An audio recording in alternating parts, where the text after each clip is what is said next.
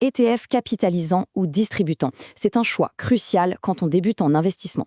C'est la grande question du début, une décision vraiment clé pour faire grandir son épargne. Bon, la réponse courte, pour la plupart des épargnants, le capitalisant est quasi toujours le meilleur choix. Alors, c'est quoi la différence?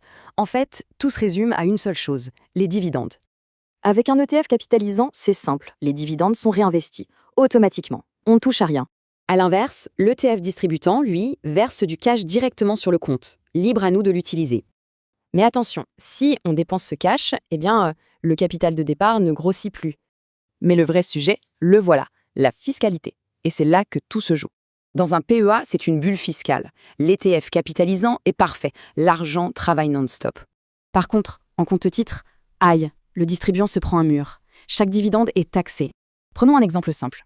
L'ETF verse 100 € de dividendes sur un compte-titre. Paf! La flat tax prend 30 € au passage. Il ne reste plus que 70 € à réinvestir. Alors qu'avec le capitalisant, les 100 € sont réinvestis direct. Sur 20 ans, l'écart devient énorme. Faisons le bilan.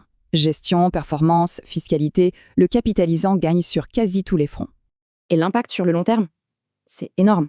Cette friction fiscale coûte très très cher. Pour qui cherche la simplicité et des frais bas, voici quelques grands classiques éligibles au PEA. Du coup, le distribuant, on l'oublie complètement? Non, pas tout à fait.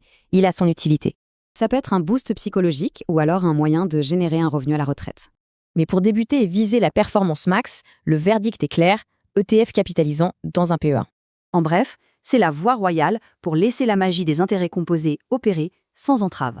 D'où la question finale, est-ce que sa propre stratégie d'épargne est bien sur pilote automatique?